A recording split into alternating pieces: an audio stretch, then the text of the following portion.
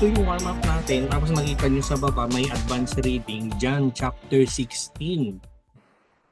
Tinutuloy natin yung topic natin on the book of John. Per chapter tayo. So, we're standing on John 14, 15, 16, tapos next week 17. Hanggang 17 yung aaralin natin. So, this week, ang topic natin is John chapter 16. John chapter 16, tapos yun nga, we are victorious in Jesus Christ. Alam nyo, ano na yan eh. Parang cliche kung minsan na we have heard of it so many times. Pero what does it mean? Paano ba mangyari yan sa buhay natin? Hindi na bago yung statement. Maraming scriptures actually. Maraming scriptures, Old Testament, New Testament, they speak about victory in Jesus. Pero meron na especially theory. Meron na akong tanong. Ano ang uniqueness ng John 16 compared dun sa iba that talks about victory in Jesus Christ? May napansin kayo? Ano yung uniqueness niya? Hala, sige po. Sino kayong tatanungin natin? Binabasa ko lang saglit. Sorry ah. May tip ako. Hindi mo mababasa. Yan, 16. Okay. Holy Spirit. Wala siya. Ha? Holy Spirit. Holy Spirit? Ano kaya? Sige, dalawang hula pa. Ano ang uniqueness ng John chapter 16 which talks about victory, being victorious in Jesus, na marami naman nagsasabi ng being victorious Parang, in Jesus. Kuya Alex, siguro sa akin yung kasi yung huling statement. Yung Yung victory kasi hindi siya nagpo-fall sa lahat, puro successes. correct. Yung victory also, nai-encounter mo siya on yung disappointments, mga ganun. Kasi at the end of the day, yung importance ng lahat ng dinadaanan natin yung presence ni Lord. So you might be, iba man yung tingin ng ibang tao doon sa outcome, pero at the end of the day, successful ka pa rin because God, yung purpose ni God ang nagawa. Parang ganun siguro yung take ko doon. Kaya. Nasabi mo dun sa unang statement mo, Warren. Huling statement. Huling statement, sabi mo. I have told you these things so that you may have peace. In this world you will have trouble, but take heart, I have overcome the world. Yun yung victory. Si Lord yung may victory. Ang sabi mo, huling statement, sabi ko yun yung sagot. Kasi of all the scriptures that talk about being victorious in Jesus Christ, ang John 16 ay bilin ng isang tao na malapit ng mamatay. Di ba? Tapos yung mga statement ng mga malapit ng mamatay, parang for some reason, parang may higher degree of importance sila, may higher priority dun sa mga kinakausap nila. So, hindi exempted ang John 16, actually yung ibang scriptures pa pati yung sa next week. Pero, these are statements of Jesus Christ. Alam niyo yung mamamatay, yung mga huling habilin nila. Yung mga ganon. And ganon kahalaga. Napansin nyo yung 15, 16, 17 and so on. Parang nagbibilin na si Jesus na aalis na kayo, aalis na ako. Sabi niya, aalis na ako, wag kayong mag-away-away. Parang nagbibilin na siya.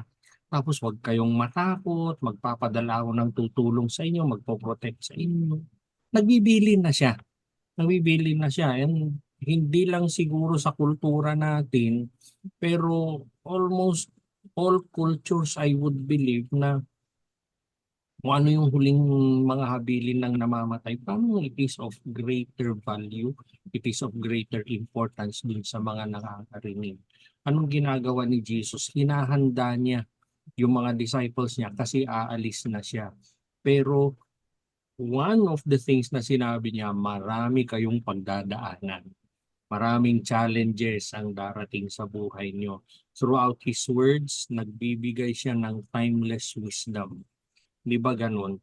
Yung habilin ng isang namamatay na, nagiging timeless ba? Na ilang taon nang namatay, you could still remember. Tapos sabi ni ganito kasi ganito. Kaya ganito yung gawin natin. Nagbibigay siya ng wisdom, and yun yung aralin natin ngayong gabi. Focus tayo sa John chapter 16, at titignan natin paano ba how can we have victory in Jesus Christ? Through John chapter 16. Yung first na scripture natin ay babasa natin kay Risa. Ay, by the way, Risa, thank you nagpunta kayo ni Ruel sa sa conference nung Sunday. Tangay pa yung dalawang anak niya, may buhay. Oh, thank you, Risa. Risa, pakibasa na po. Nevertheless, I tell you the truth. It is to your advantage that I go away. For I do not go away, the helper will not come to you. But if I go, I will send him to you. John chapter 16, verse 7. Ipo. So ito yung anong sinasabi ni Jesus dito, magpapadala ako ng Holy Spirit. I will be sending my Holy Spirit. Tapos ako naman, aalis. He was talking about his physical being. Hindi nyo na makikita. Pero my presence will be in the Holy Spirit. Kasi, inaral na natin ito noon. We know very well na bakit mahalaga na ipadala niya yung Holy Spirit. Bakit hindi siya na lang? Kasi he is bound by his physical body. So kung nasan yung physical body niya, doon lang siya nakakagalaw. Doon lang siya nakakagalaw. So mawawala ako, pero I will be sending the Holy Spirit. So yun si Holy Spirit para sa atin. Kaya nga, pag tinatanong ako, how do you describe si Holy Spirit? Ano ba ang description mo para sa Holy Spirit? Kinuhugot ko from this verse, yun binasa ni Risa, kasi I will be leaving, papadala ko si Holy Spirit. So you will not see my physical being, pero I will be present in spirit sa inyo. And I can do more. Through the Holy Spirit. So anong description kay Holy Spirit? Parang siya, Jesus Unlimited. Ang laging sinasabi. Anyway, pinangako ni Jesus, papadala ko si Holy Spirit. Bakit? Siya yung mag-guide sa inyo, mag-convict, mag-empower sa inyo. Yung promise na yan extends up to sa atin ngayon. It extends up to our time. Kung ano yung purpose ni Holy Spirit, we can read that dito sa Book of John, mababasa natin sa Acts and a lot of the epistles. It tells us na yung presence ni Holy Spirit is nandito sa atin up to today. May challenges tayo, pwede tayong magtiwala kay Holy Spirit. Siya yung magbibigay ng wisdom, ng strength, ng comfort sa atin. Siya lagi yung magbibigay. Alam nyo, a lot of the people na kinausap namin this week, before tayo nagsimula, may nag-message na naman sa akin, although for the past 2 weeks nagpapasan kami ng messages. It is a decision for him. It is a decision for him between the Holy Spirit, between faith and what you see in the physical. Executive siya, may-ari siya ng isang malaking kumpanya.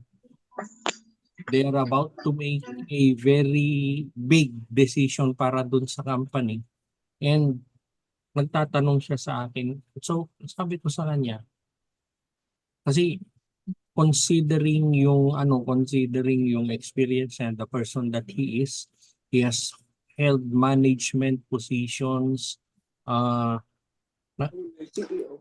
Humawak siya ng management positions big companies, tapos ito napakalaking kumpanya, is held management positions for the past 50 years. So, it is a challenge between what he knows, kung ano yung experience niya, or will you hold on to faith? Will you hold on to faith? So, nandun kami ngayon. Ganon din yung ganon din dun sa disciples ni Jesus Christ. For the past 3+ years, pagkakasama tayo, pero sinasabi ko na ngayon, mawawala ako. We live in an era na hindi na natin nakita yung physical Jesus pero meron tayong Holy Spirit. Yung scriptures you see on the screen, in essence, it tells us na magtiwala ka sa Holy Spirit. Ang question siguro para sa atin ngayon, a good question for all of us is, si Holy Spirit, no question na, kilala na natin, alam na natin. Or maybe someday pwede tayong mag-Bible study on sino ba si Holy Spirit. Pero probably a question for all of us now is, si Holy Spirit ba ay for believers only or kasama yung non-believers? Ano ba ang sinasabi ng Bible para sa mga Christians ba? Paano yung hindi mga Christians? Kasama, may ginagawa ba si Holy Spirit sa buhay nila? Kasi we could very easily go back doon sa binasa ni Risa na scripture kanina, and napakadaling sabihin, ay hindi, binigay niya sa apostles ang Holy Spirit. So para sa kanila lang. Tapos come Pentecost, Acts chapter 1, bumaba yung Holy Spirit para sa believers lang. Bumaba lang siya. So si Holy Spirit ba ay para sa believers only or para sa non-believers din? So we will find out tonight. Ano nga ba si Holy Spirit? Anong ginagawa niya? Foremost, anong ginagawa niya para sa mga believers? And we see it on the screen. Hindi na siguro natin isa-isahin yung mga scripture. Pwede kong ibigay pala. Pwede akong magbigay ng PDF nito right after yung Bible study natin. Pero unang-una, regeneration and spiritual birth. We know that. Ito nga yung born again, sinasabi natin. Pero, other than yung spiritual birth, dinagdag ko yung regeneration, which we see on those scriptures na nandun sa screen. Ito yung ito yung sinabi ni Jesus na, I tell you, no one can enter the kingdom of heaven unless they are born of water and spirit. Sabi niya. So, it is not an issue only of rebirth, pero yung rebirth should always come with transformation. Always comes with transformation. Bakit? Kasi, especially yung mga nag-share ng gospel sa atin, we hear it every so often. Ano yan? Tatanggapin ko si Jesus sa buhay ko. Tapos yung mga dating ginagawa ko, pwede pa rin akong magkasala. Ganon. Hindi. Pag nagkakasala ka pa rin, wala pa rin si Holy Spirit. Pag hindi ka bumibitaw, pag pag ayaw mo bumitaw dun sa mga maling ginagawa mo, then walang nangyayari na conviction sa'yo, walang nangyayaring transformation, then hindi ka pa saved. Hindi ka pa saved. So, para sa believers, anong ginagawa ni Holy Spirit? Regeneration and spiritual birth. Spiritual birth is a one-time event. Regeneration is a lifetime event. Nagbabago ka unti-unti. Regeneration, ang ginamit ko dyan, iniwasan ko yung term na sanctification. Although that's what I was trying to say. Tapos yung next, guidance and illumination. Guidance and illumination. So, unang-una, si Holy Spirit ang nagbibigay sa atin ng kakayanan to understand God's Word. Understand His Word. Marami sa atin, kilala natin si Tito Jim. Kilala natin si Tito Jim, ang talino niyang tao. Napakatalino niyang tao. Tapos sabi niya nga sa akin nung first time na nire-reach out pa namin sabi niya sa akin, ang talino niya kasi. Alam mo, sabi niya, yung Bible na sinasabi niyo, nabasa ko yan cover to cover, sabi niya sa akin. Pero wala siyang Holy Spirit. Ang talino niyang tao. Nabasa niya cover to cover, pero wala akong naintindihan. Tapos we went through discipling, we went through na-share yung gospel sa kanya, tapos naintindihan niya. Then he read the Bible again, cover to cover. Tapos sabi niya, pero this time binasa ko, naintindihan ko lahat. Sabi ni Tito Jim. Hindi po biro-biro. Hindi po biro-biro. Gusto ko yung proof na yun. Kailangan natin yung Holy Spirit. Unang-una, guidance and illumination foremost for the Word of God. For the Word of God. Tapos kasama na yung mga issues natin sa buhay. Siya yung nagbibigay ng wisdom, insight, discernment para sa atin, para yung mga decisions natin, they honor God. Tapos yung fourth, empowerment for Christian living. Empowerment for Christian living. So it is possible. It is possible. Tapos yung Acts 1:8, medyo sikat-sikat na verse yan. You will receive power when the Holy Spirit comes on you. You will be my witnesses through all those places. Yung and to the ends of the earth. Sabi ni Jesus sa kanila. So you will receive power. We are empowered to live the Christian life. Kung meron kang Holy Spirit, it is it is a decision between between Christian living and non-Christian living. Pero si Holy Spirit ang tumutulong lahat sa iyo para mangyari lahat yun. Tapos, fellowship and intimacy with God. Mahalaga na meron tayong fellowship and intimacy with God. We have communion with God. We are united with God. Siya yung nagbibigay sa atin ng kakayanan, enabling para sa atin, para ma-experience natin yung presence ng Panginoon. Foremost His presence. Ilang Bible studies natin kasama sa mga pinoprocess natin ng mga tanong yun. Kailan mo last na na-experience yung presence ng Panginoon? It is because we're tapping into the Holy Spirit. Pero hindi lang yung presence niya, yung pagmamahal niya, yung peace niya, all of that. We will learn more of that tonight. Yung 2 Corinthians 13:14, ito yung ginagamit na greeting ngayon, the grace of our Lord Jesus Christ, the love of God, fellowship of the Holy Spirit be with you all. Parang sinabi niya. It talks about intimacy. It talks about intimacy. Yun yung para sa believers. Pero si Holy Spirit may ginagawa ba para sa non-believers? Meron po. Una, conviction of sin. Ang difference ng believer at non-believer, si Holy Spirit is indwelling, nakatira, nasa loob ng isang believer. For a non-believer, umaali-aligid lang si Holy Spirit. So, lagi niyang pinapaalala sa non-believers, sin, judgment, is leading them na makilala nila si Jesus, yung mga ganon. Siya yung nagsasabi sa isang non-believer na mag-repent ka na. Ngayon, ito hingin ko sa inyo na paki-open yung Bible nyo sa John 16, tapos focus tayo sa verse 8, 9, and 10 mamaya. Verses 8, 9, and 10. Na-open nyo na. John 16, tapos doon start tayo sa 8 hanggang 10 tayo. Na-open yun. Good. Yes po, Pastor. Ganito. Yes. Kaya ako pina-open kasi conviction of sin. Sabi ko, di ba? Kasi yung verse 8, and when He comes, He will convict the world concerning sin. Convict the world. Pag sinabing world, hindi yung kingdom niya. He will convict the world concerning sin and righteousness and judgment. Verse 9. Concerning sin because they do not believe in me. Nakita niyo yan? Yung Yes. verse 9, concerning sin. So, because they do not believe in me refers to non-believers. He is, kino-convict niya sila of sin. Mali yan, hindi tama yan.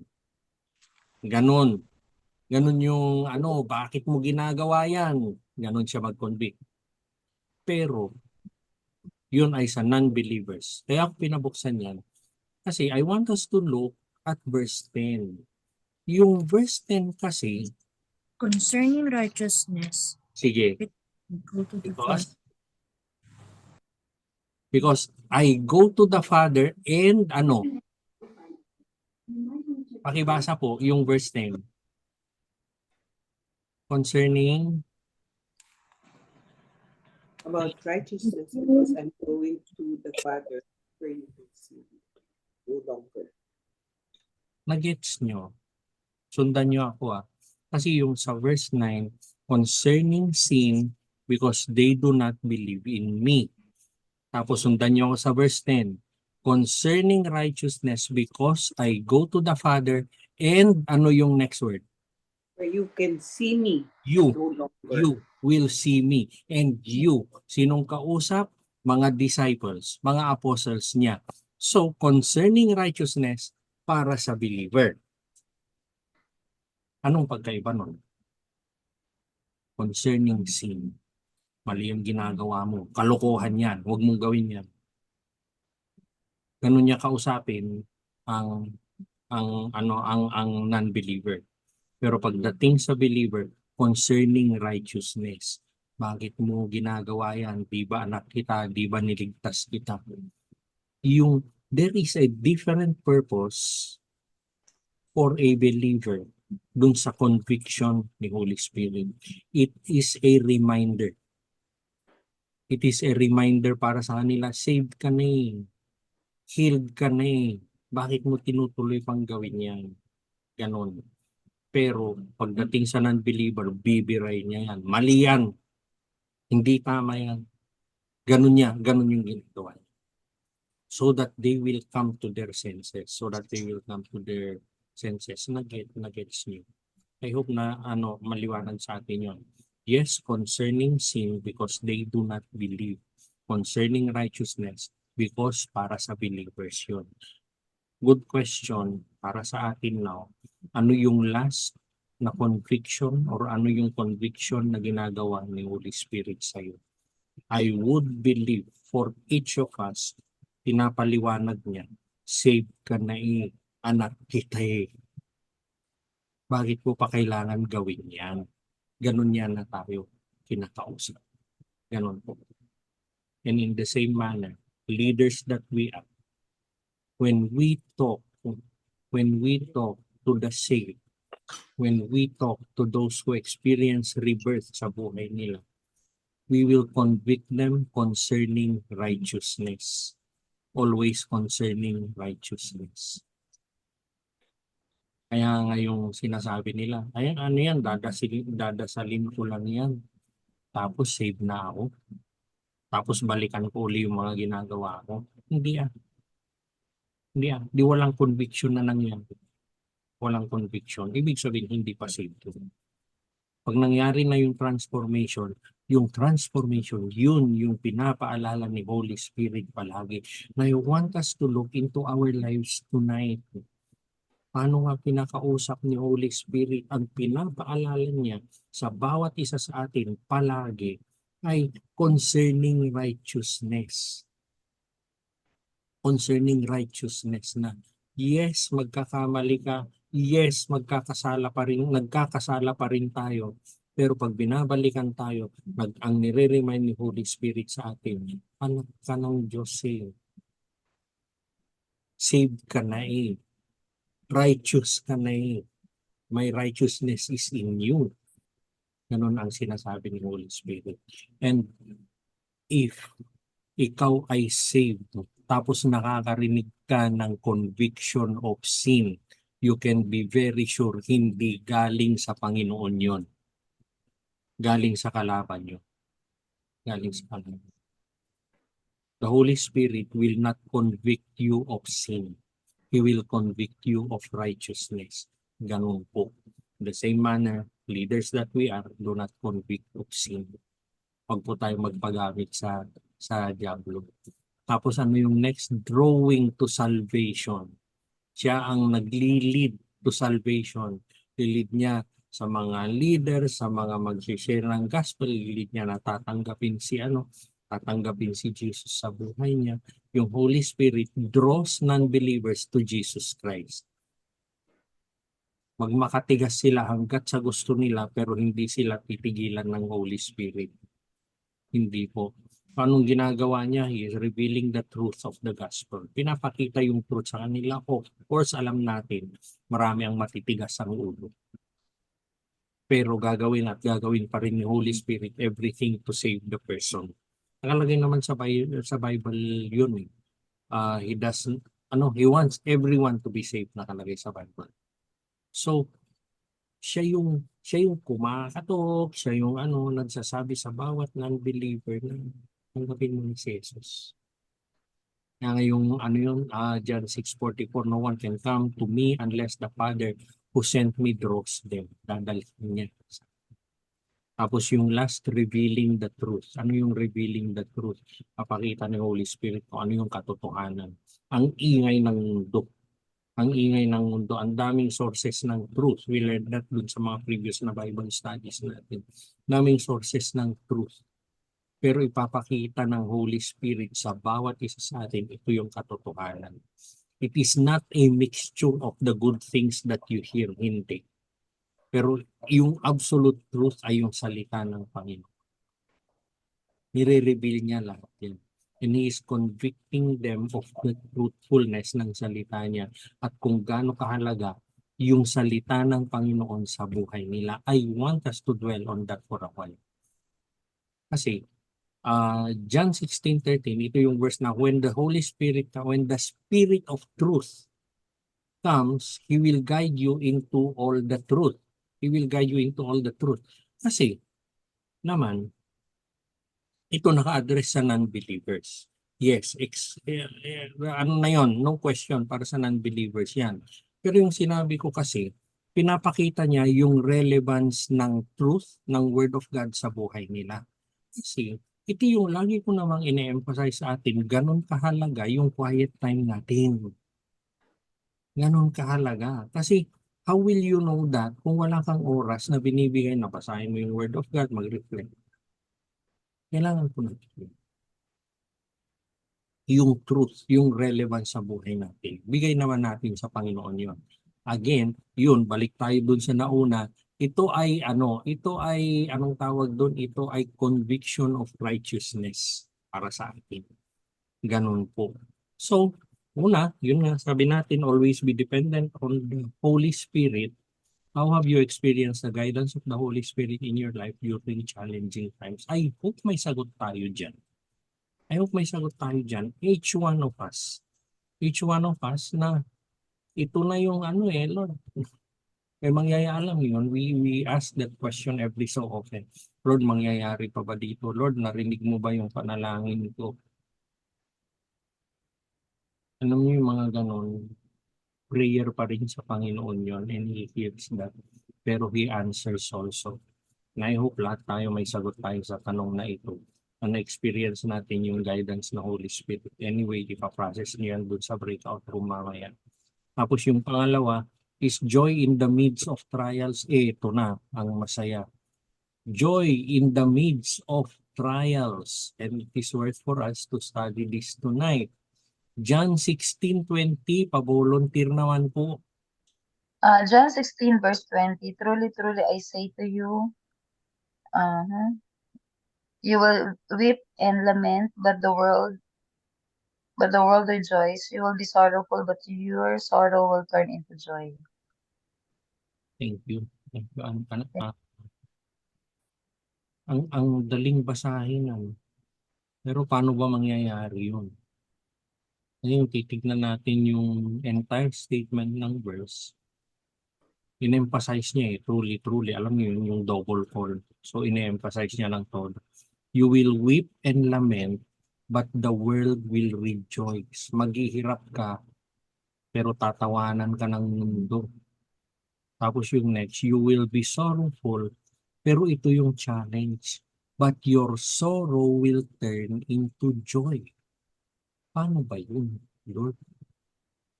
Unang-una, ito sinasabi na ni Jesus Christ sa mga disciples niya na may mga harapin kayo na hindi maganda. You will face sorrow, you will face grief. Pero meron siyang Meron siyang dagdag na meron siyang dagdag na pangako na there is a promise of joy. There is a promise of joy. Tapos pag ito yung pinangako ni Jesus, ito yung joy na walang makakatanggal, walang makakakuha.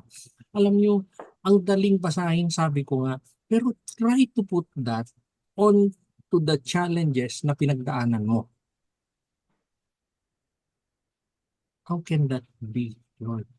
Yung our sorrow will turn into joy. Paano ba mangyayari yun? We can find joy knowing na yung mga suffering natin is temporary. They are temporary. Ganun din naman dun sa mga dun sa mga disciples. And si Lord siya yung magbibigay ultimately ng redemption. Yung china-challenge ko, yung tanong na binibigay ko kanina, paano at bakit na yung isang believer will have joy in the midst of trials? Lord, paano ba mangyari yan? How can that happen? Lord, how can we have joy in the midst of trials? To begin with, ang kausap niya ay yung disciples niya. Bakit mahalaga yon? Tayo, we can have joy in times of trials. Pero ang pundasyon ng lahat ng yan ay relationship natin kay Lord. Kung wala kang relationship kay Lord, yung nababasa natin sa screen ay hindi pwedeng maging totoo sa buhay mo. In the midst of trials, kung wala kang relationship sa Panginoon, nag-plan A, B, C ka na hanggat may alphabet. We can experience joy in the midst of trials, pero this truth is grounded on our relationship with God. Saan? Kasi meron siyang promises sa scriptures which are exclusive para sa believers lang. Mark 11:24, anong sabi niya dun? Magdasal ka, believe in what you have prayed for, and you will have it. How can that truth come true for you kung wala kang relationship sa Panginoon? So una, ang malinaw sa atin, we can have joy in the midst of trials, pero it is grounded, it is founded on our relationship with God. So, without asking naman, hindi naman kailangan tanongin ikaw yung magtanong sa sarili mo, meron ka nga ba talagang relationship sa Panginoon? Kasi yun yung deal breaker natin. How can we have joy in the midst of trials? We can have confidence in God's sovereignty.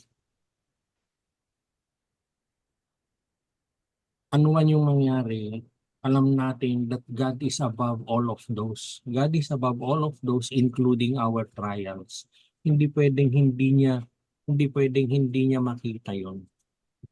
Hindi pwedeng hindi niya makita yung mga trials natin. And we can always trust by faith that God is in control. Ano yung pinakamabagsik na napagdaan? Ano yung naramdaman ni Ronnie nung hindi maganda yung sinagot ng bata sa kanya? We still have to go back and believe that God is sovereign. Walang mangingibabaw sa Panginoon. Mapagkakatiwalaan natin siya. Think of yung mga pinagdaanan mo. Think of all of those. And above all of those, God is still sovereign. And because of that, merong joy sa puso. Lord, ang hirap po. Lord, may mangyayari pa ba dito? Pero I still trust in your sovereignty. Ganun yun.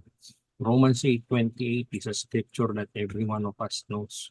In all things, and we know that in all things God works for the good of those who love Him. God works for the good of those who love Him. Anong ibig sabihin nun? You have to love God. We still have to love God. Ganun po yun. Ganun yun. So we can trust, we can have confidence in God's sovereignty. Tapos ito maganda, hope in God's promises. Hope in God's promises kasi sana bawat isa sa atin, and I hope bawat isa sa atin, sa quiet time mo lang makukuha ito eh. Meron kang pinangahawakan na personal na pangako ni Lord sa iyo. Hindi lang ito yung mga general promises, mostly of what we read in the Bible, pero meron sanang personal na pangako si Lord sa iyo. Yung we can find joy by holding on to those promises. Alam mo, ito yung maglalaban na ano eh. Na, Lord, ang hirap, parang walang nangyayari, pero pinangako mo. Pero pinangako mo. Lord, sinabi mo, ganito yung gagawin mo sa buhay ko. Pero everything I see in the physical does not agree with the promise. But the physical is not about God. It is not about God. So each one of us, we hold on to promises of God and they are true. Pero hahamunin yan ng kalaban kasi. Hahamunin ng kalaban yan. Kaya ganon. So we can trust in God's promises. Pero ito yung decision talaga. Ito yung firm, very firm ka na, Lord, dahil pinangako mo, panghahawakan ko yung pangako mo. Tapos we have transformation through trials. Sana yung mga pinagdaanan natin, may natutunan tayo. May natutunan tayo. Ganun ang tinuro nun, and I keep on teaching it up to today na the value of a failure is the lesson that you learn from it. If you go through a failure and learn nothing, then you wasted the failure. Ganun po yun. So, nagkakaroon ng transformation sa atin dun sa mga pagsubok na napagdadaanan natin. Anong nangyayari? It will refine our character, it will deepen our faith. And alam mo yun, ito yung we can conform more kung ano yung gusto ni Lord sa buhay natin. Sayang yung trial kung wala kang natutunan. Sayang yung trial kung hindi mo naman ikinabuti yung natutunan mo. Learn from the trial, learn from the failure, and it will make you a better person. Tapos yung last, eternal perspective. Meron tayong eternal perspective. We do not see things limited dun sa physical na buhay natin. Hindi po. We do not look at it from the physical lang. We can find joy in having an eternal perspective. Lord, nawala man ito sa akin ngayon, ganito man yung nangyari sa akin ngayon, pero mas maganda pa dyan. Merong prayer si Do kaninang umaga na pinakita mo Lord sa amin, napakaganda na yung physical nature na create mo. Pero kumambyo siya agad. Pero I know Lord, mas maganda pa dyan. Kung ano yung meron dun sa kaharian mo. It is having an eternal perspective. We see beauty today, there would be more, a lot more in eternity.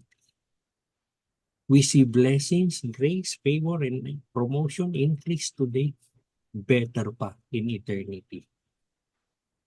We see challenges today. Anong sabi ng Bible? Ano man yung pagdadaanan natin ngayon, they are light and momentary. Pagdating dyan sa kaharian mo, wala na. We can have joy in times of trial. Bakit? Kasi meron tayong confidence sa sovereignty ng Panginoon. Hold on to that.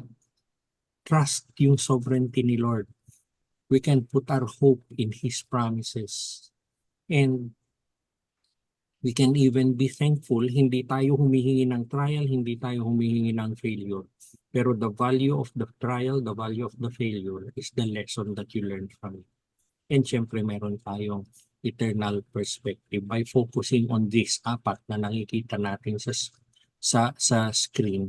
Then yung joy which is drawn from those napakalalim para sa atin. Hindi ito yung mababaw na joy lang. Hindi po. Hindi ito yung parang hindi nga joy yun. Manood ka lang ng sitcom, ng comedy sa TV. Pagpatay mo, nakalimutan mo na yung mga pinag-usapan nila. It's not like that. Hindi po ganon. we can experience deep-seated joy that will go beyond experiences natin. Kung meron tayong joy in the trials, and the question for us is, in what ways have you experienced God's faithfulness and joy in difficult times? Meron ba? Meron ba? Lord, ang hirap na ng pinagdadaanan ko, bakit masaya? Lord, bakit may peace ako when I am going through all of this? Bakit gano'n? Bakit gano'n? Merong isa sa inyo, napakaseryoso yung pinagdadaanan ng father niya. Pero at pinupost niya sa Facebook, mag-TikTok pa rin. So, alala ko to nung pag nakita ko yun nun. Pero ganon, we have joy deep-seated in our hearts. Kasi pinagawakan natin yung pangako ng Panginoon. Ganon po. And the last is, ito nga, sabi natin, we have victory in Jesus. We have victory in Jesus Christ. Yung scripture natin is John 16:33. Pakibasa po ang John 16:33. Mamaya hihimayin natin to. Ako po. Pwede. Ay, sorry, sino yun? Jack and Poy kayo. Si birthday girl yata yun. Pabira, birthday girl kayo lahat. Sino? Sige, birthday girl, ikaw, birthday girl. Go ahead. Thank you. I have said these things to you, that in me you may have peace. In the world you will have tribulation, but take heart, I have overcome the world. John 16, verse 33. Thank you. Thank you, Ronnie. Ano yan eh, anong tawag nun? Ito ay after saying all of those, tapos sabi ni Jesus, ayan nga yung nababasa natin sa screen. Inassure niya yung disciples niya that in Him. But take heart, I have overcome the world. Take heart, I have overcome the world. In Jesus Christ, they will find peace and victory even in this world. Meron yon. So, para sa atin, we can take comfort dun sa promise ng Panginoon, this promise na nakikita natin sa screen, knowing na ano man yung pagdadaanan natin, ano man yung challenge na hinaharap natin, Jesus has already overcome the world. Hindi biro-biro, we cannot downplay kung ano yung pinagdadaanan ng bawat isa sa atin. Pero gaano man katindi, gaano man kabagsik yan, the word of Jesus Christ is still above them all, and He is telling us na I have overcome the world. Ano yung pinagdadaanan mo? Na-overcome ko na yan. So, will you trust in what the world offers or will you trust in it? Sabi ko nga, hihimayin natin yung scripture na ito, and it starts na, I have said these things to you. I have said these things to you. Kasi, mahalaga ito. Kasi, ito yung, nung ginagawa ko to, I was thinking na yung content ng John chapter 14, 15, and 16, Lord, yun ba yun? Yung I have said these things to you, pero it encompasses kasi almost everything naman. Maraming tinuro ang Panginoon. And if we put it in our context now, maraming ang nababasa sa Bible, maraming nangyayari sa buhay natin ngayon. And ito yung, I have said these things to you, pinakita ko lahat sa inyo yan. Pinakita ko lahat sa inyo yan. And I would believe siya yung I would believe siya yung yun yung nire-refer ni Jesus Christ na I have said these things to you. Dito sa scripture, kausap niya ang mga apostles niya. Sa atin ngayon, what has Jesus told you sa buhay? Marami na siyang tinuro, marami na siyang pinakita sa atin. Tapos, that in me, you may have peace. Ano yung napakahalaga dyan? In me. assurance ni Jesus Christ para sa atin na anuman yung pagdaanan natin, anuman yung trials natin, tribulations na harapin natin, we can have peace in Him. Peace in Him. Ngayon, ang mahalaga kasing maintindihan natin dito, I have said these things to you that in me you will have peace. Bakit? Kasi peace, therefore, dahil sinabi ni Jesus iyan, hindi yan dependent sa mga pangyayari sa buhay natin. Peace is not dependent on circumstances, pero it is rooted on our relationship with Jesus Christ. Pag may relationship ka sa Kanya, you have peace. Definitely you do. Peace is not dependent on circumstances. It is dependent on sa relationship natin kay Jesus Christ. Tapos yung, in the world you will have tribulation. In this world you will have trouble, sabi sa NIV. Hindi nag-sugarcoat si Jesus Christ. Hindi niya tinatago. Sinasabi niya yung katotohanan. Raw truth. He acknowledges na we're living in a fallen world. So, kaya merong difficulties, trials, tribulations, merong spiritual warfare kasi fallen world nga. And ang point dito, ang kahalagan ng scripture natin sa screen ngayon, it tells us na hindi tayo exempted. Hindi po tayo exempted. Merong mga nag-share ng gospel, ano yung sinasabi nila? Tanggapin mo si Jesus para wala ng problema sa buhay mo. Hindi po. Hindi tayo exempted. Kung minsan yung problema ng Kristiyano mas mabagsik pa. So we're not exempted from all of the sufferings, yung tribulation, yung trial sa mundo, yung trouble na sinabi nga sa NIV. Pagkasabi niya nun, dun kumambyo agad si Jesus Christ, but take heart. Take heart, sabi niya. So, trouble is inevitable, pero ine-encourage ni Jesus that we will take heart. Anong ibig sabihin ng take heart? Be courageous. Be courageous. Maging matatag ka sa pananampalataya mo.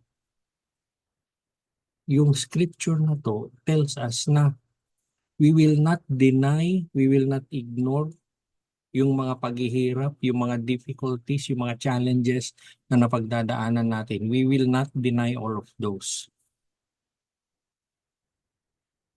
Hindi natin, sabi ko nga kanina, hindi natin hinihingi, pero they come and we will not ignore them.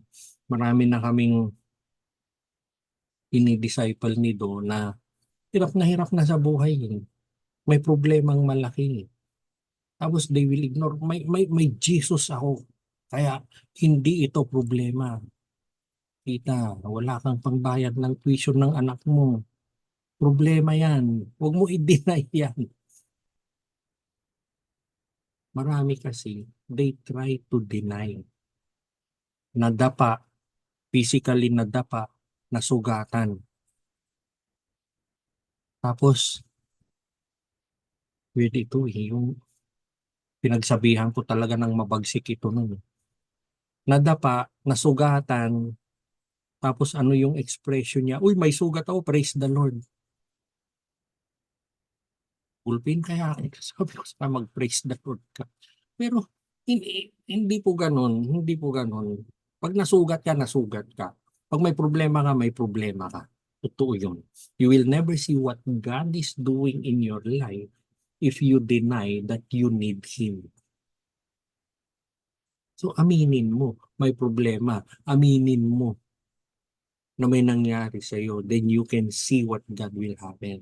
Kasi yung next statement na I have overcome the world will never be true kung hindi mo din lang naman aaminin na may problema ka.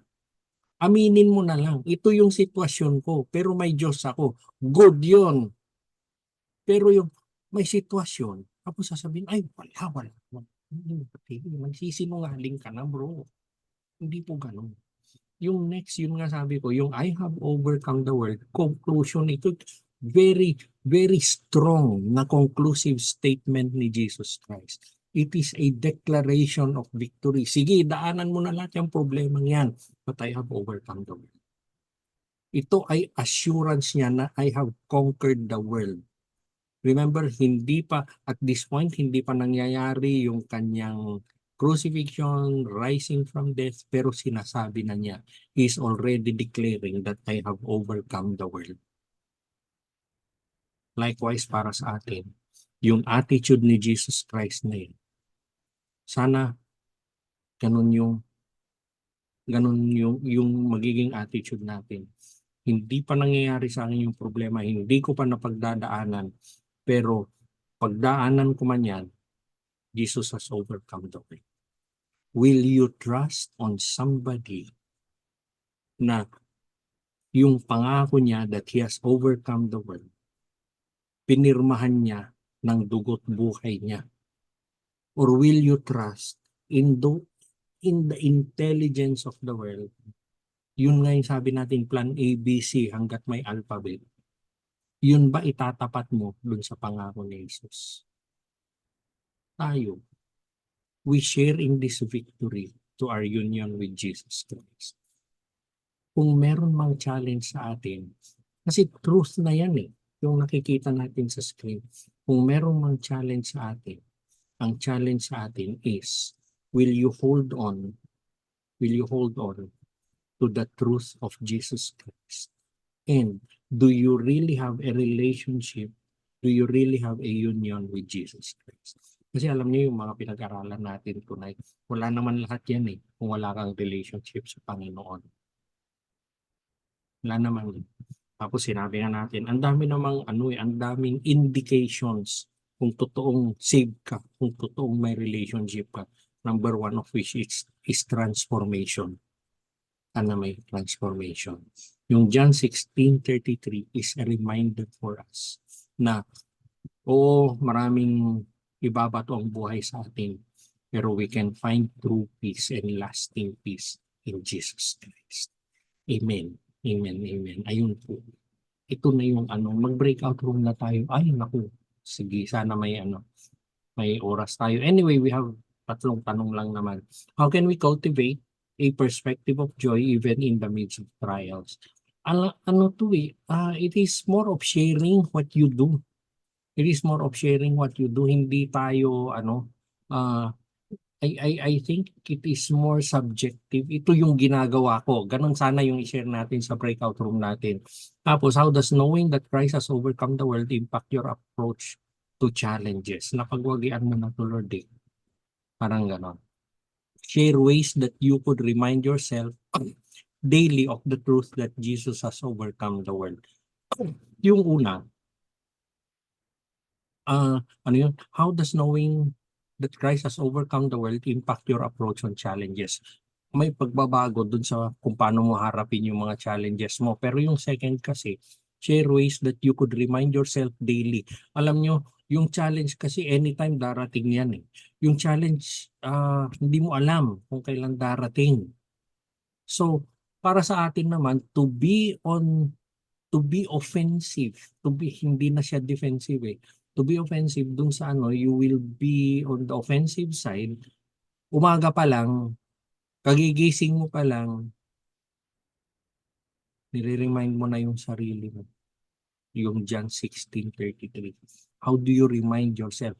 Alam nyo, it talks of being creative. It talks of being creative. Kasi minsan pag hindi naman masama na lagi mong ipinapaalala sa iyo yung nasa scripture. Hindi masama na meron kang nakapost siguro sa pader na ganyan, dun sa bulletin board mo, sa cellphone mo. Hindi po masama lahat yon. Ang risk lang po minsan, it will become too common for you na baka ini-ignore mo na parang wala na. So, how do you do it? How do you do it? Tapos yung last which part of our Bible study had the most impact on me. Ayan po, nasa na ba? Nasa inbox ba ang term nun? Nasa nyo na? Naipadala na ba yung Nasend na ba? Itong pang breakout room natin. Meron na. Sige po, 15 minutes lang para hindi mag-overtime na tayo definitely. Pero i-contain natin yung overtime. Ito po, 15 minutes, ito na yung rooms. Go na, room 1. Sila Mampe, Heidi, si Cecil, Warren, and Sheila. Ang dami nyo. Ang dami nyo 5 sila. Hindi, kaya kulang yung 15 minutes nila. Kaya nga eh. Pinakasalita si Humphrey kasi nasa sasakyan pa siya, Okay lang. Sige, sige. Okay lang. traveling. Siyempre, sino pa ba ang mag-report sa amin? None other than Ikaw. Sandali. Alam mo naman, tumatakas lang si Inday dito. Ay, Nung si Sheila pala. naglilinis pa ako. Oh. Naglilinis pa si Inday. Kaya mo na muna sila. Baka mamaya Sige, Ba- sige. Game. abutin. Andiyan si Cecil. Saan na sila? Saan na sila? Yan nandyan. Wait lang. Cecil. Ay, Nagwi-whisper nawala si sila, Cecil. Ay, Andyan. ayan. Ayan, Yan no? dito kami, tinatago ko lang yung aking muscle. Naka-disguise lang yung pangalan niya. Oo. I'm Josiah Daniel Madrid. Okay. Ano nga ba yung tanong? Wait. Sandali lang po. Yun. So, ito po yung how can we cultivate a perspective of joy even in the midst of trial? How does knowing that Christ has overcome the world impact your approach to challenges? Share ways that you could remind yourself daily of the truth that Jesus has overcome the world. Sa sharing po namin, umano kami doon sa yung lahat naman po kasi kami nakaranas ng challenges, trials. Wala naman yata taong walang hindi nakaranas ng gano'n. So, iba-ibang degree lang. Kasi, syempre si Lord, hindi naman niya ibibigay yung challenges na yon o problem na yon kung hindi niya alam na hindi natin ma-over. Kasi alam niya kasama natin siya. Yun nga lang, sabi nga sa sharing namin, ang kagandahan lang talaga na kapag believers ka, kapag naka Lord ka na, hindi mo tatambayan yung problema eh. Yun. Hindi mo siya, handyan yung anxiety, handyan yung fear, pero hindi mo siya tatambayan kasi alam mong meron kang Lord na kakapitan. Meron kang Lord na sasama sa'yo. So, hindi mawawala yung kaya sa mga, as a Christian, makikita mo no kahit na dumadaan sa mga trials or challenges, may joy, may hope, may peace. So, to summarize, sabi nga, as we journey with God, let our worries replaced by hope. Let our anxiety replaced by peace. Let our fear replaced by joy. Knowing that the presence of God is with us. Yung summary na. Yun. Sige. Thank you. Thank you, Cecil. Thank you, Roma. Meron pa pong idadagdag. Ate Sheila, Heidi. Perfect na. Si Tita Fe na lang. Si Ate Pe. Yan, hindi po nakashare si Ate Pe. Nasa biyahe. Parating. Good evening po. Nakarating na rin po. So, kararating na po. Pero, sobrang linaw talaga yung mga na-share ng mga kasama ko, sila Ate Sheila, si Sister Heidi, sila Cecil at Warren. Totoo po yun na may mga trials tayo talaga na magraranasan. Hindi naman tayo exempted doon, pero hindi talaga siya tatambayan. Kasi papalitan talaga siya ng Lord na mararamdaman mo yung peace na sinabi niya talaga na in this world, you have many tribulations. But sabi doon sa Tagalog, lakasan mo ang loob mo. Napagtagumpayan ko na yung lahat ng Tsaka yung pastor, yung kanina, yung as I travel talaga, mararamdaman mo talaga, sabi mo talaga magiging malinaw sa'yo yung illumination, yung guidance and illumination. Kasi magulo doon sa nasa kalsada ka, tumatakbo ka.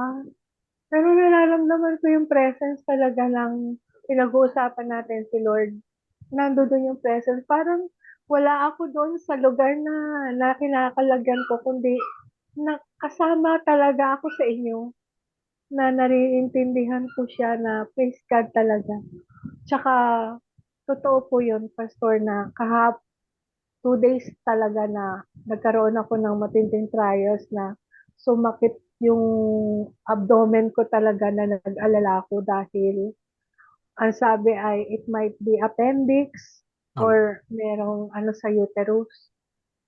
So, hindi ko malaman before ko anong gagawin. Nag-pray talaga ako sa Panginoon na Lord, tulungan mo ko on what will I do. Tapos tinuro niya sa akin yung mga procedure na gagawin ko. Meron kasi ako nakilala doon sa Parañaque Doctors Hospital na nag-message sa akin. Siya pala yung naka-schedule sa PDH, HMO. Sabi ko gusto ko magpa-check up. Kaya lang malayo pa ako, nasa office pa ako, baka hindi umabot. So, pinrases niya yung HMO ko, pinasubmit lang niya sa akin by messenger. Tapos, naikuha niya ako ng schedule. Tapos, talagang guided talaga ng Lord na pinila pa niya ako doon sa doktora na pupuntahan ko. Kaya para anytime ako dumating, nakalista na ako. Sobrang grabe yung guidance ng Panginoon ka talaga na ginawa. Paano kung mararating yung hospital na makapagpa-check up ako in spite na painful talaga yung nararamdaman ko. And pinapray ko yung kasi nabasa ko yung sinabi ni Sister Doyle during the worship service nung Sunday na sabi niya, I have told you this thing so that in me you may have peace.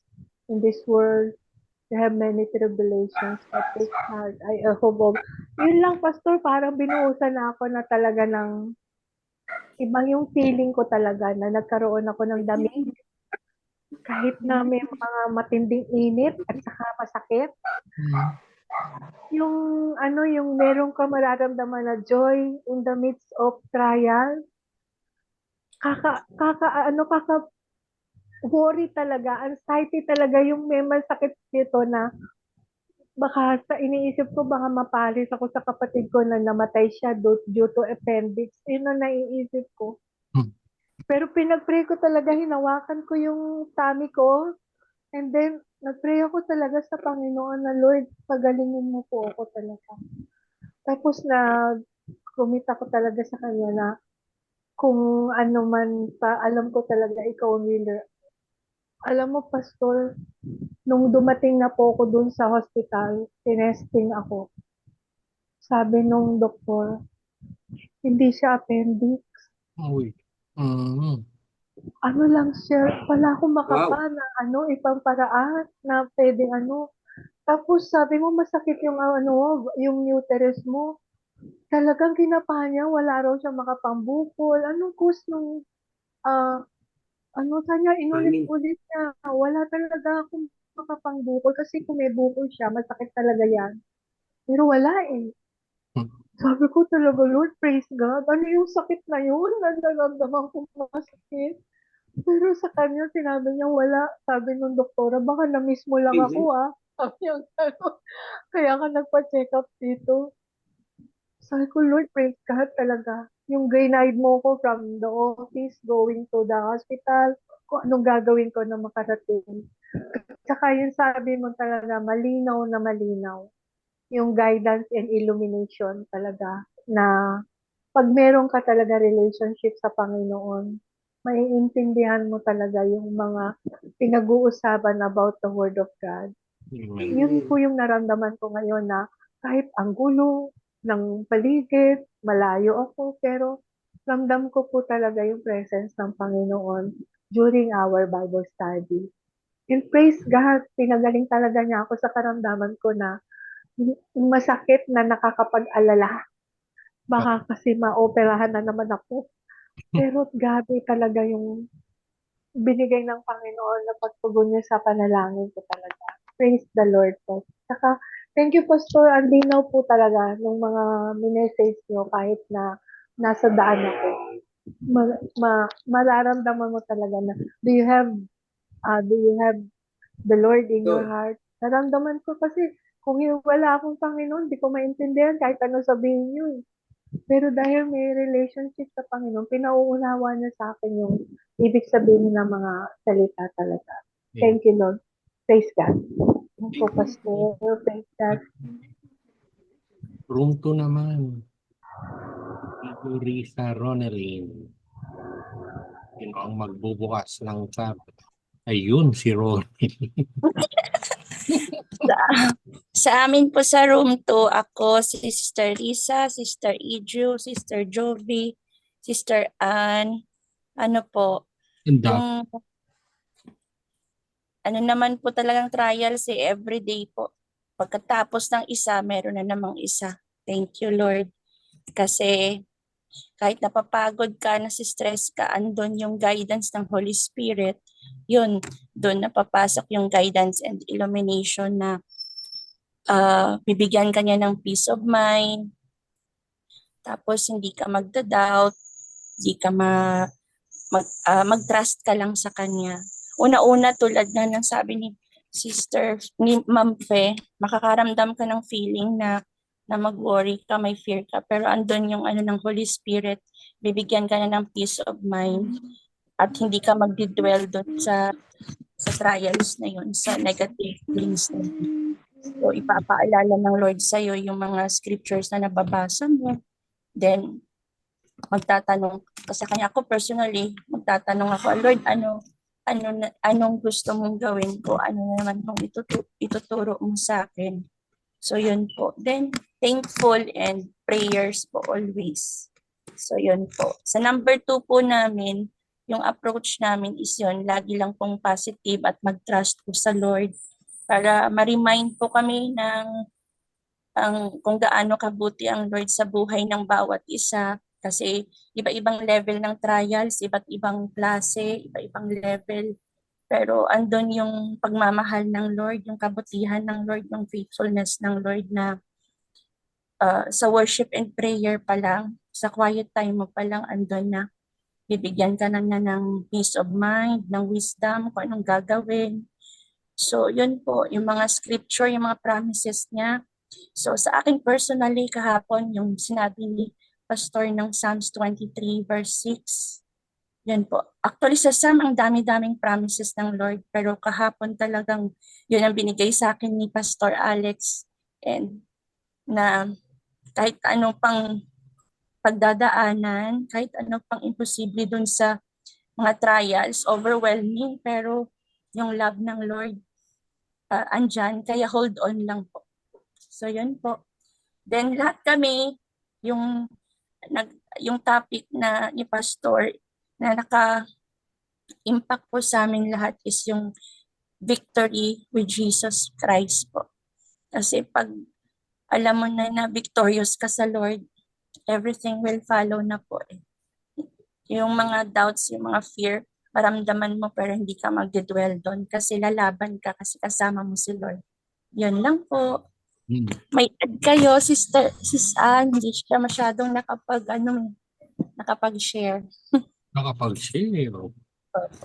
So yun lang po, yung namin, trust sa Lord kasi yung salita niya hindi nagsisinungaling. And He will do it in His perfect time and purpose. Amen. Thank you po. Okay, sige. Room 3 na po. Good evening, everyone. Praise the Lord. Dahil ngayon nagkaroon ako ng time na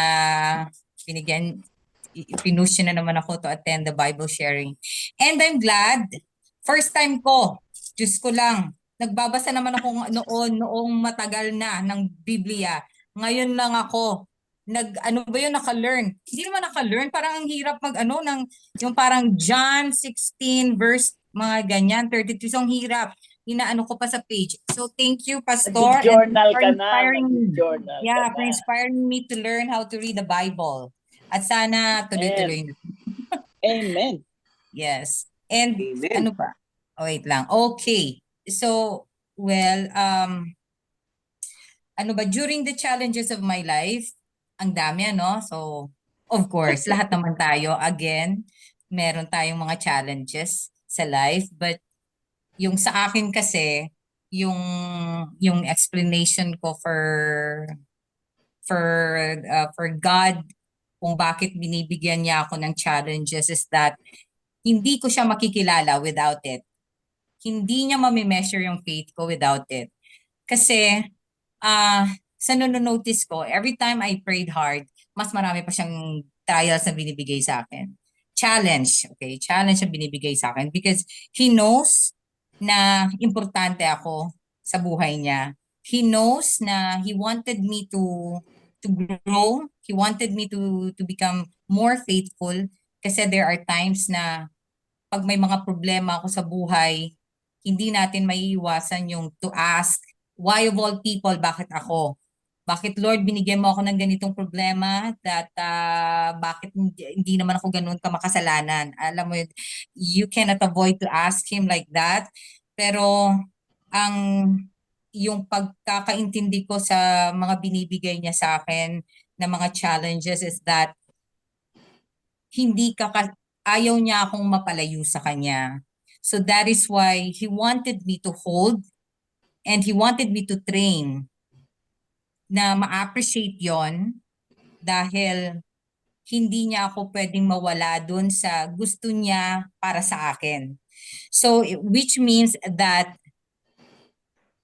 nararamdaman ko lang yung victorious or yung victory ni Lord Jesus para sa buhay ko kung nalampasan ko na yung lahat ng mga challenges na yan.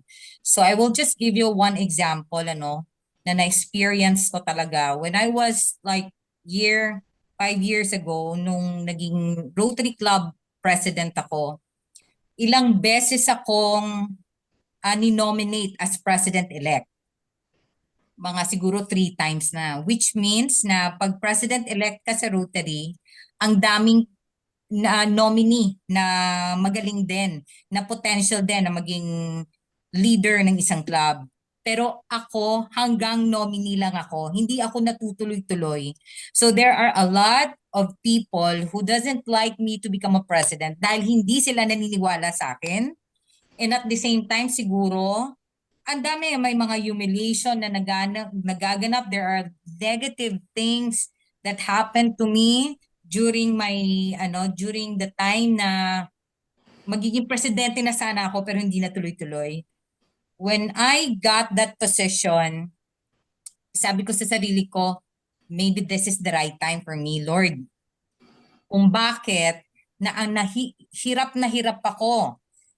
Hirap ako na ma-reach yung goal of that position. Lahat naman kasi ng member ng Rotary really wanted to experience to become a leader also, Yung sa amin kasi just to lead the club.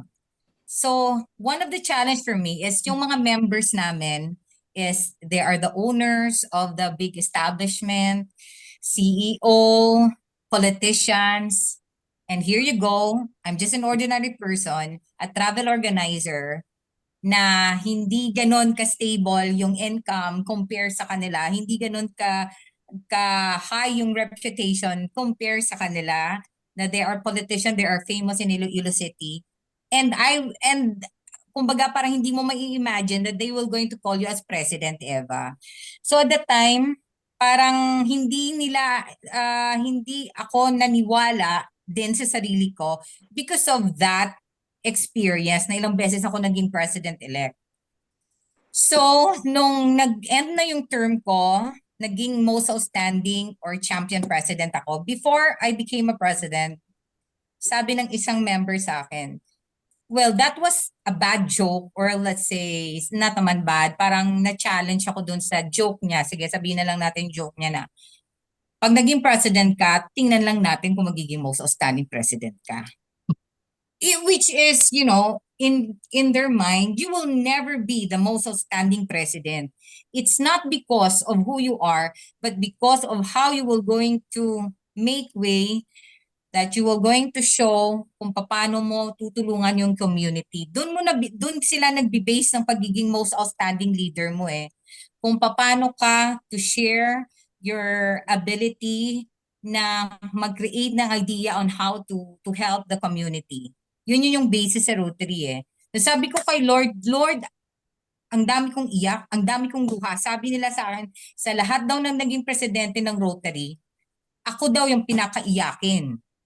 Kasi nga, kumbaga, parang ang daming against sa proposal, ang daming against sa pagiging leader ko. And then I said to God, Lord, Pwede ba tapos na yung 12 months?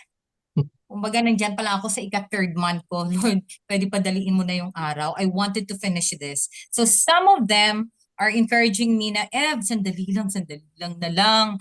8 months na lang, 6 months na lang. Kaya mo yan. Be humble. So I told myself, I have to be humble, Lord Jesus. Pero Lord, give me strength.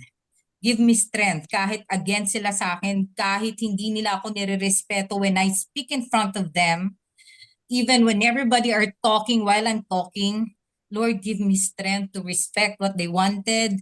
Give me strength na parang wala akong narinig. Basta lang, Lord, give me a way na para magkaroon ako ng idea or ma-lead ko yung club to encourage them na support me in all the plans na gusto naming i-share doon or gusto naming itulong sa community, because I'm just the president. You're just going to put me in this position not to become famous, not to be on the limelight, but I have a purpose here.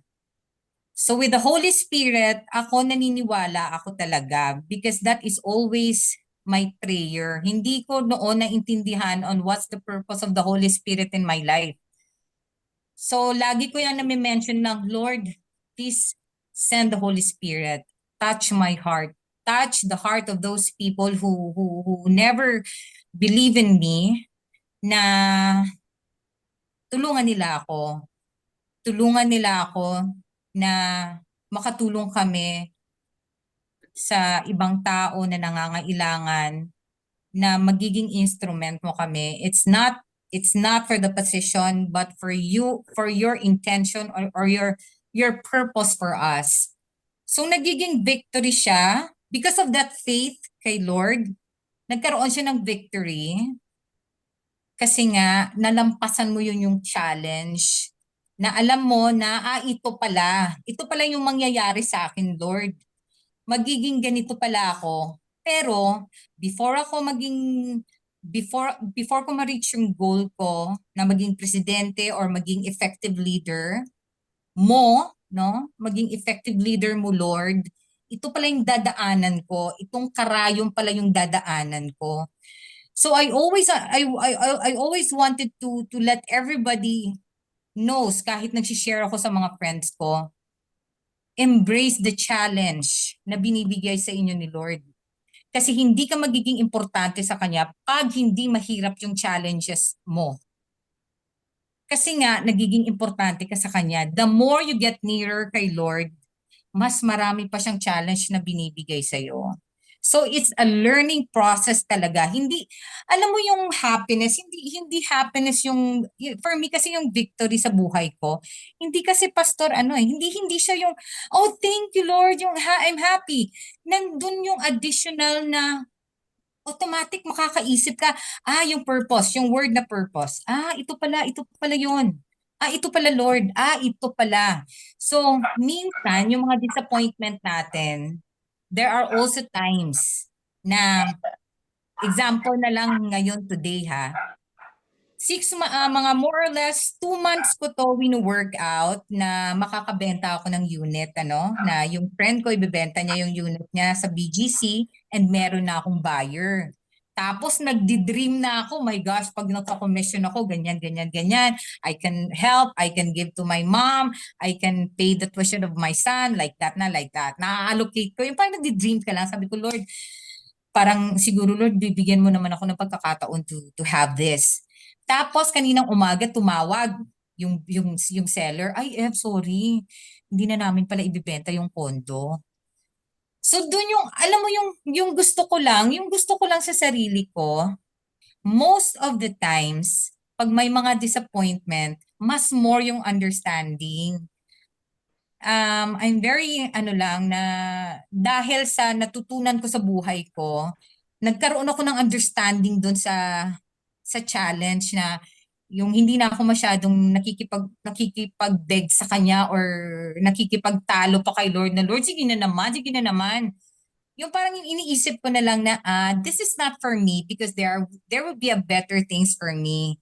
kahit hirap ako financially, kahit gipit ako, nandun kasi yung ano eh, dun niya i-measure yung faith mo eh. Dun niya i-measure talaga kung hanggang saan yung strength. Ilalagay ka niya lahat.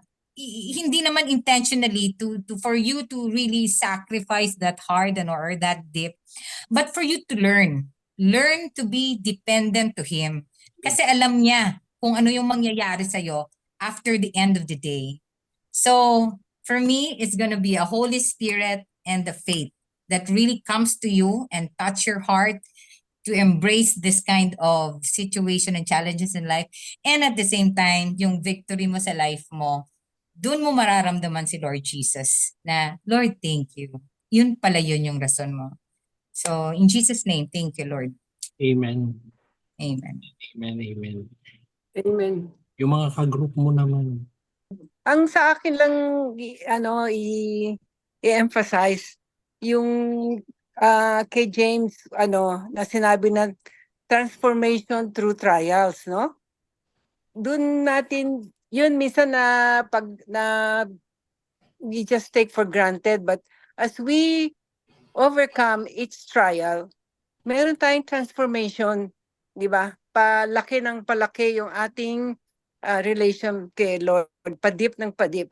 Kasi yun ang sinasabi talaga ni James na transformation through trials. Yun lang naman, kaya dapat isipin natin palagi na each trial, there is a reason for us to transform into something, somebody to be more, brave, somebody to be more trusting, at saka to remember na if it's not for you, there's something better for you. Yun lang. Thank you, Lord. Thank you, Pastor. Yun, thank you po. Yeah, you said it very clearly yung there's something for you. Nung sa James kasi, nakasulat yung the testing of your faith. Sabi niya, lahat tayo, ang inclination natin, when we hear something testing,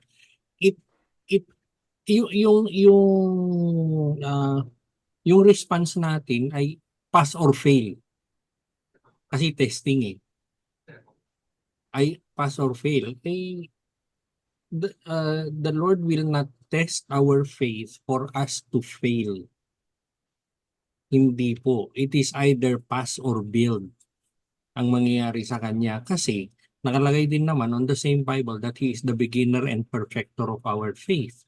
So kung beginner and perfecter siya, why will He put you to a test wherein He will fail you? Hindi po gagawin ni Lord yon. He will let you go through a trial, through a challenge. It is either pass or build. He will build our faith. Yun po. O sige na, game na, room 4 na. Ilado. Ayun, sige. Good evening po. Ito, ako na magre-report. How can we cultivate a perspective of perspective of joy even in the midst of trial? Sabi nga dun sa John 16:33, in this world you will have trouble. So, meron tayo talagang dadaanan. Dadaanan. So, ano yung gagawin natin? What will we do? So, tayo, yung verse, seek ye first the kingdom of God and His righteousness, and all things will be given to you. So when we seek God, ano yung gagawin natin? We have devotion, we have prayers, we read the Bible. Siguro pagbasa natin ng Bible, pagrinig natin ng mga preaching, yung devotion natin, yung sabi nga ni Sister Benny, daily bread siya. Sometimes tumatama sa kanya, may tumatama na nababasa siya, which is true naman. Tapos, yun.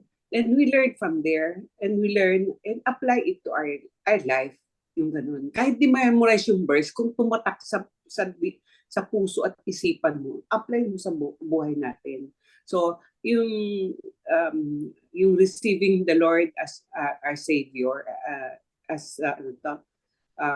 Lord and Savior, na yun, sinurrender mo na yung sarili mo rin. So, less of you, more of God. The old has gone, the new has come. So, yun yung mga kwan na babaguhin ka ni Lord. Babaguhin tayo ni Lord at mga aso. Babaguhin tayo ni Lord. Ellie, bakit? Babaguhin tayo ni Lord sa ating pamumuhay. Yun yung I have, nakuha ko yan, naramdaman ko yan yung mga encounters ko. I think I have 2 encounters na naramdaman ko yan. There will be no bitterness in yung unforgiveness, yung di sasama yung loob mo. Kasi ako dati, nagkukat ako ng sama ng loob eh. Itatanim ko yan, hindi ko alam kung uugat na ng malaki. So, iniwan ko na yun, the old has gone, the new has come. So, yun yung kwan ko. So, God melt our yung mga mga kwan natin, mga roots natin na matitigas na at babaguhin tayo. Yun yung kwan natin. So, sabi nga, less of you, more of God. Yun, mararamdaman mo yun kasi hindi ka natatamaan ng sama ng loob kahit na binabastos ka, kahit na you would understand and you just surrender it to God. Sabi nga ni God is bigger than your worldly troubles. Yun. God is bigger than your worldly troubles. Which is true naman eh. Siya, ibigay mo na lang kay God, bahala na siya. Siya na yung magkukan mo. Tapos sabi nga ni Sister Juan, yung araw-araw may deception, ayun, na nakakagulo sa'yo, i-focus mo yung, i-fix your eyes on Jesus. Kasi, nililigaw ka lang niya eh, para hindi ka maka-join sa Bible study. So, yun yung pan doon. So, let's just fix our eyes again to Jesus, apply what we learn from our Bible study, yung mga preaching, pakinggan natin at apply din natin sa buhay natin. And ayun po, and we will feel yung joy in the midst of trials. Yun. Basta we fix our eyes on Jesus, yun po yung para sa amin. Yun. Thank you. Okay, sige po, mag-share na ako para hindi masyado. I will share again. Okay, sige, thank you dun sa mga shinare nyo. Anyway, we're short of time to process each one, pero I hope it was worth yung discussions din ninyo. Anyway, to end, we know a scripture from the book of Romans which is very popular para sa atin. Yung sinabi nga, verse 35, who shall separate us from the love of Christ? Shall tribulation or distress or persecution or famine or nakedness or danger or sword? As it is written, for your sake we are being killed all day long. We are regarded as sheep to be slaughtered. No, in all these things we are more than conquerors through Him who loved us. Marami tayong pinagdadaanan, marami tayong challenges. Alam niyo, hindi nga lang yung yung tama yung sinabi niyo na katatapos ng isa may susunod na naman. Pero meron yung biglang dumarating. Bigla. So nonetheless, there's still challenges and we could always remember yung words of Jesus in John 16, yung inaral natin ngayong gabi, na we can always depend on the Holy Spirit. We can find joy in our midst, in the midst of our trials, and we should keep on holding to dun sa assurance ni Jesus Christ. Lord, sinabi mo na kasi meron yung mga scriptures sa Bible, I think sa Corinthians, meron sa Matthew, na sinasabi niya, ito yung nangyayari sa mundo, ito yung ginagawa ng mga tao, but God. 2 words, very important.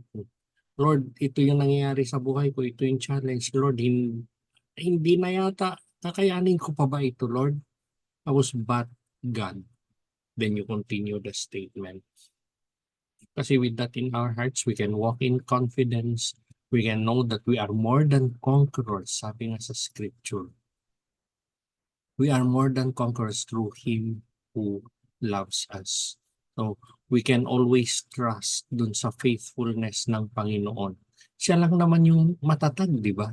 Throughout history, throughout our life, sino ba yung talagang matatag? Si Lord naman. Si Lord naman. And we can always trust Him. We can always trust yung faithfulness niya, and then we will experience the victory in every area of our life. Si Jesus Christ siya yung ating living hope. Amen. Amen po. Amen po.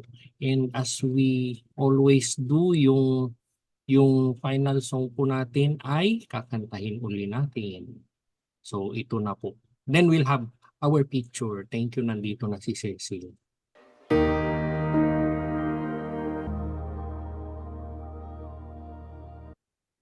Yun, thank you everybody. Stop share na pala ako. Thank you po. Thank you, Picture Pastor. tayo, picture. Picture ni Cecil.